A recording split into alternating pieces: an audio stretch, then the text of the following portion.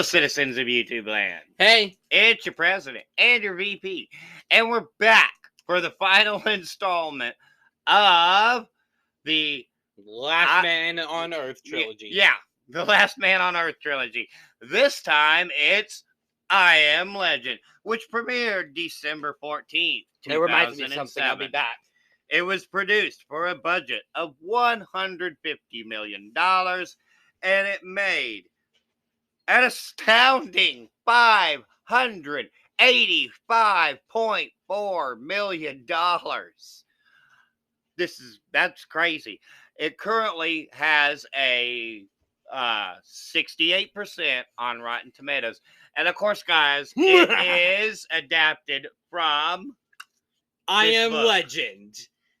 Yeah. I got this at my library, guys. I'm going to be reading it and probably do a one-off review of it and be like, guys, everything that these movies have done is not accurate at all to the book. Probably not. So, this movie stars Will Smith, and it was directed by Francis This Lawrence. movie just stars Will Smith? Basically, yeah. It's just Will Smith. No, well, you have the two other characters. There are other characters in it, but honestly, does anybody care? No. Nobody cares about them. They just care about Will Smith because it's just Will Smith. So the entire film, except for like the last 20 minutes. So, the best way to describe this one is it starts out similar to the others in that we get this long opening shot. It's the empty city. He is in a Dodge Charger this time around. So there's that. He also has a dog with him this time around. His character's name is Robert Neville, as in the previous movie that we covered. Well, his name is Robert Neville because in the book, I Am Legend, his name is Robert Neville. I understand that, and we did already talk about that in The Last Man on Earth. But, so, this movie is, I think the best way to describe it in no certain terms is that it provides glimpses of what could have been. Because, guys, first and foremost, the vampires in this version are basically completely brainless and are zombified completely and totally, with no real cognitive dissonance, only rage and hate. Those are the only emotions that they seem to experience here because they cannot communicate verbally. However, I do have to point out that not all of their humanity is lost, and I'll get to that. So, yeah. But the main drawback is there's no banter, there's no dialogue between the vampire clan and Robert Neville like there was in the Omega Man, and even as in Robert Morgan's character in The Last Man on Earth. So they dropped the ball here. And my understanding from the VP here is that basically Warner Brothers went to him and said, no. None of this vampire monologues. None of this character interaction back and forth. No, we're just going to throw this generic zombie vampire post-apocalyptic flick, and we'll just throw it out there, and people will go see it because we got Will Smith over here, and he's contractually obligated to star in this movie because we told him that we would do After Earth or something later on down the line. Was that a Warner Brothers movie? I don't know. I'm just speculating. Let me look that up real quick. Go ahead and continue. I'm going to look this up.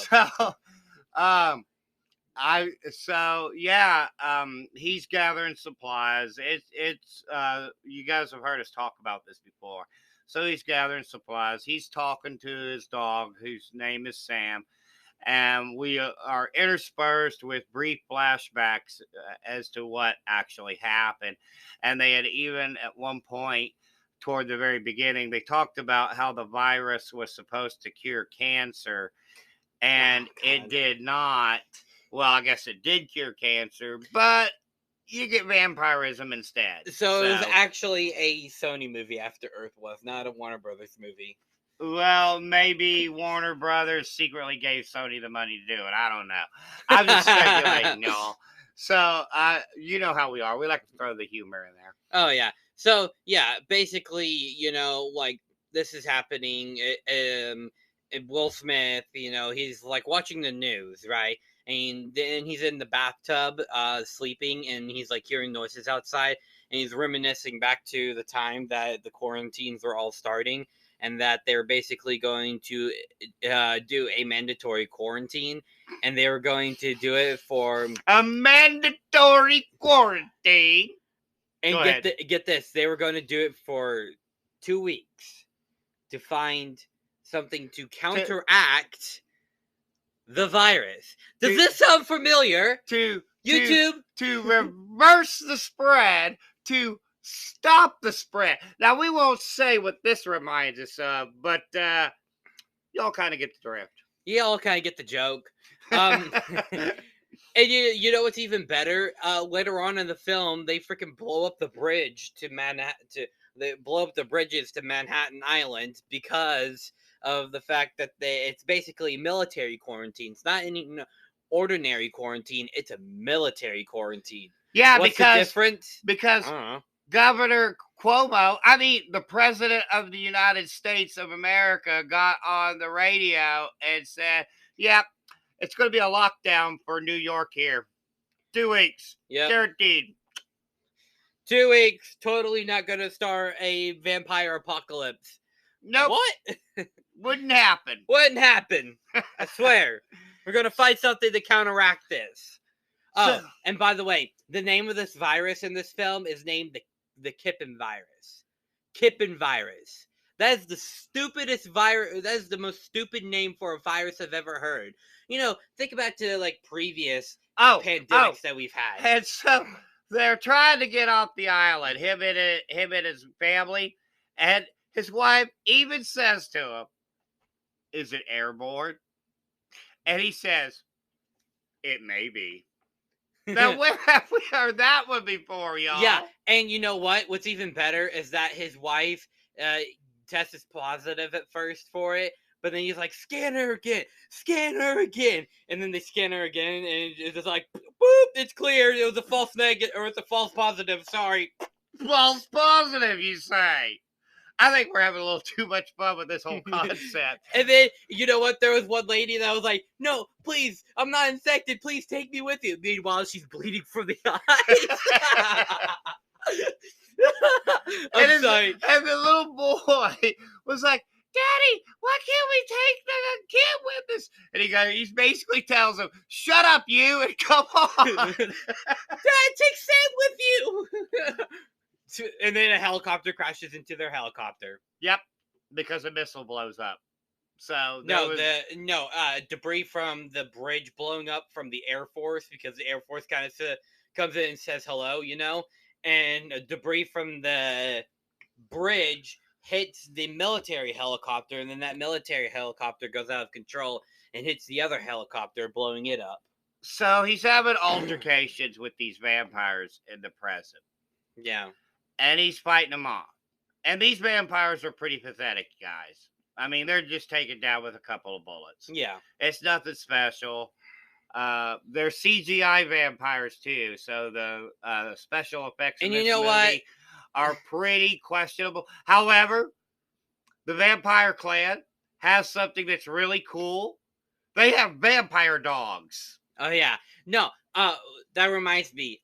Like earlier in the film, we get our first big reveal of the vampires, and they're literally doing the stupidest thing ever. They're huddling around a corner in the dark in a circle, doing God knows what, being vampires. I don't know. They're big, dark, and creepy vampires. They're literally like this, like. I don't know what the movie was going for, but they were literally just doing that. Like, Warner Brothers, what the hell was that? No comment. That's all I'm going to say about it. But the vampire dogs are pretty cool. Yeah, they are pretty cool. Okay, in this scene where the vampire dogs are released, basically, by the vampires, they get into a big fight with Robert and his dog gets injured and bit in the process. Oh, first let's talk about the Fred scene. So before the fight with the vampire dogs, there's this. Basically, I think what happened was the vampires set a trap for Robert, and Fred is kind of like out there, and he's like, "No, Fred, tell me if you're real. Tell me if you're real." And he like and then he like starts shooting Fred, and it's kind of like that scene from Castaway. You guys probably know what I'm talking about in Castaway, where the volleyball kind of like drifts out into the ocean. He's like, "Wilson." Tom Hanks' character. That's basically what's happening with Will Smith, because after he like shoots the mannequin, he then like starts shooting in the air, and you can see that his mental health is completely snapped. So, the dog got injured. Yeah. And it gets bit. And Will actually gives a pretty good performance in this very moment when he has to make sure that the dog doesn't exist anymore. Because the dog will turn into a vampire dog if he doesn't. Yeah, because he like administers the cure. It's pretty heartbreaking because at first he like administers the cure to the dog, but then he sees that the dog's fur is starting to come off, which is one of the first signs of the vampirism starting to take effect, and so he basically smothers the dog.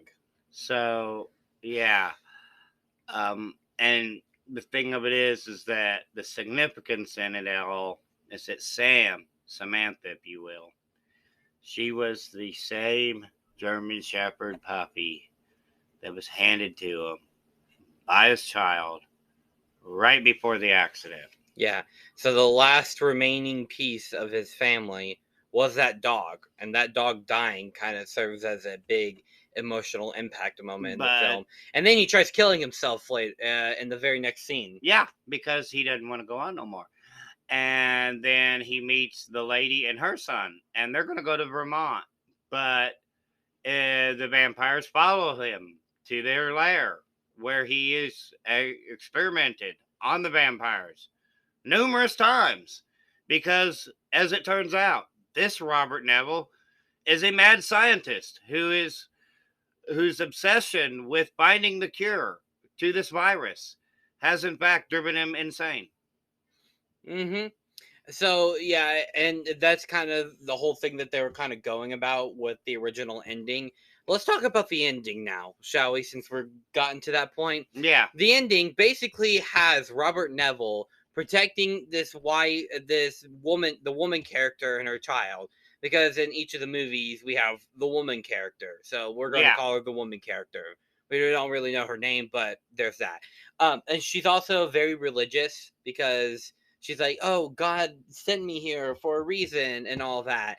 And Will Smith is like, "There is no God. You think God would let this happen to us?" Like, he also says, "It wasn't God that brought you here. I brought you here with my voice that you heard." But she's like, "Some voice just told me to turn on the radio right then." Yeah. So, anyways, so the ending has basically the vampire clan is bursting into his house and is trying to break through the plexiglass, right?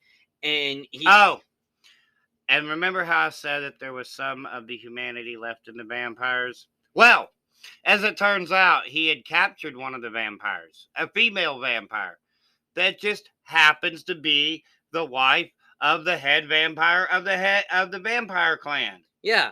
So there you go. And so there's like this recurring theme of butterflies in this film, which I think represents the humanity that Robert has lost over time.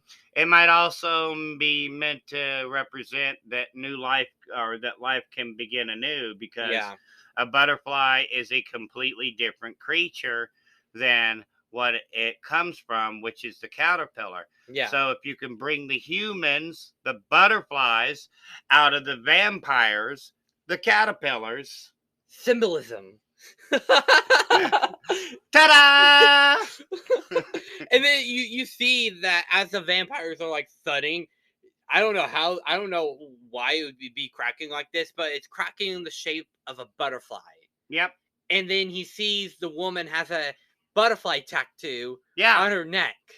And he's like, "Oh boy." And And he like puts him into a chimney chute and be like, "You should be safe here." He's And like, he instantly gives them the cure that he had just previously synthesized like 5 minutes before. And he says, "Here, take this." And then he's just like, "Okay, I'm going to sacrifice myself now."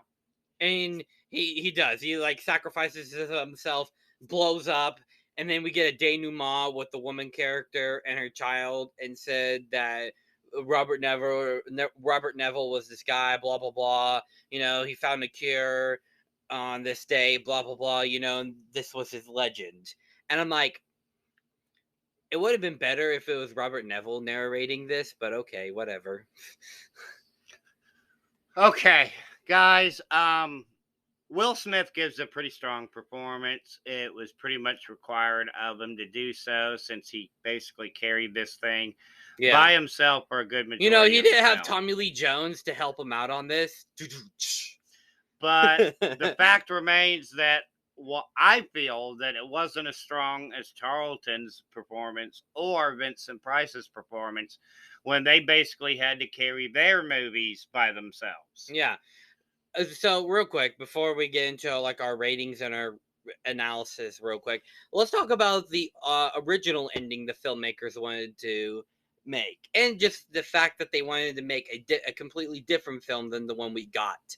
So basically, as they were pitching the movie, they wanted to make a modern retelling of I Am Legend, of the first two films, right? Except it's going to be set in modern times, and they're going to be tackling more of the modern social issues like the previous two films had.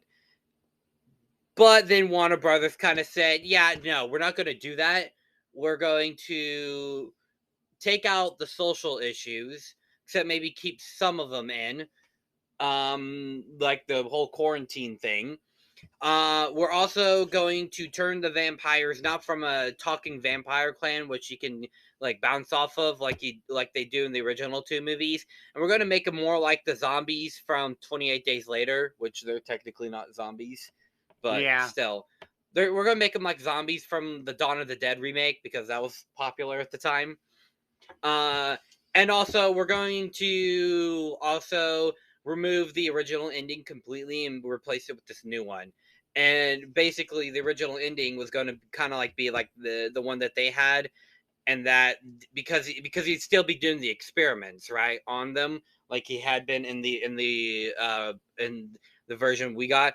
He'd still be doing the experiments on them, and then sooner he finds out that he's the one who's the monster, not them.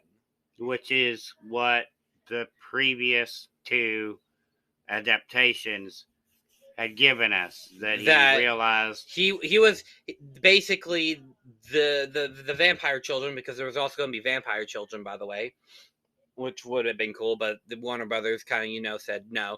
He was going to be told as like a boogeyman, a legend, if you will, that he was a legend amongst them as they were to him, like the ending to the book.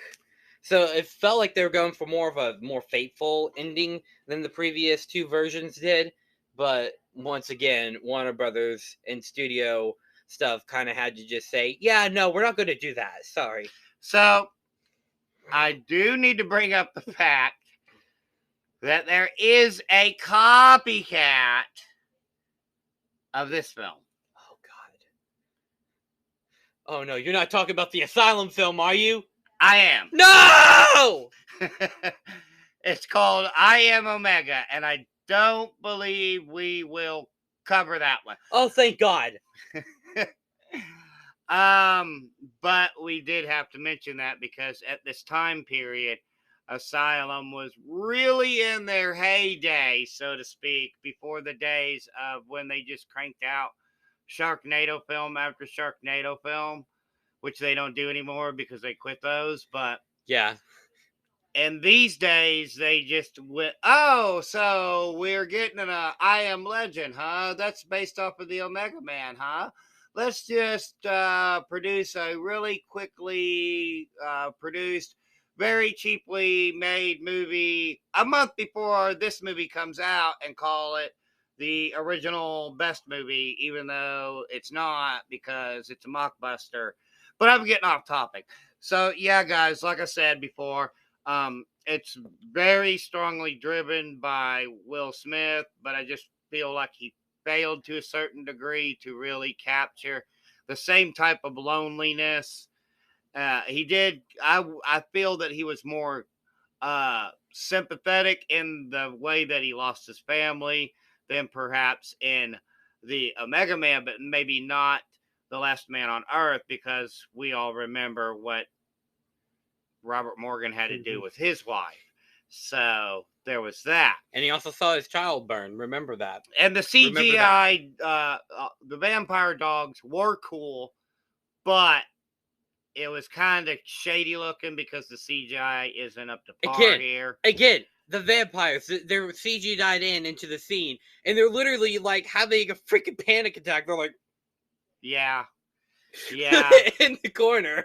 I'm like, what were they doing? So, in fact, I'm gonna put that in to show you what they were doing. Like, it's so weird what they were doing.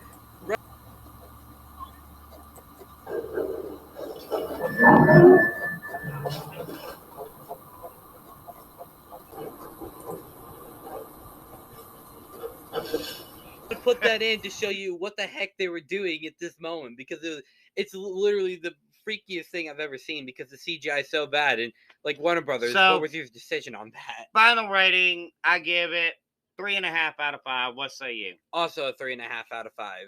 Like I said, not quite as good as the first two movies, but it is pretty decent and in its own right. I was pleasantly surprised because I felt like it would be an extreme letdown. Instead, it was only a slight letdown from the previous two movies. I bet it's going to be an extreme letdown for me once I read the novel. However, as always, if you've seen I Am Legend and you believe that it is the worst sci-fi post-apocalyptic thriller film of all time, well, then have you seen Zombie Tidal Wave? Or clearly you've never seen I Am Omega, the ripoff of I Am Legend. So there's that, guys. Also, have you not seen Zombie Tidal Wave? I have not. Literally, the only thing to kill them is electricity. Look that one up. We might have to cover that one just because the name it has Finn in it. Does sound kind of funny and it has interesting. It has the same actor from Sharknado. I'm sure it Finn does. As the lead role. But what? Quick question: Is it a tidal wave made of zombies, or are the zombies themselves made of tidal waves? It's a tidal wave with zombies in them. Oh, okay. All right. I might be on board with that. But we're getting off topic, guys. We got to segue. I wonder if it's on Peacock. We got to segue into our next series, guys. Back to the Future! Yeah. It's going to be Back to the Future, y'all. Parts 1, 2, and 3 coming up in the next 3 weeks, and then it's into the 12 days of Christmas, and then after that we'll get our scheduled video up for the next upcoming series of movies and TV shows and stuff that we're going to be doing next year, guys. So with all that being said, there's only one thing left to say, and that is peace and love from Denny and Son. Bye.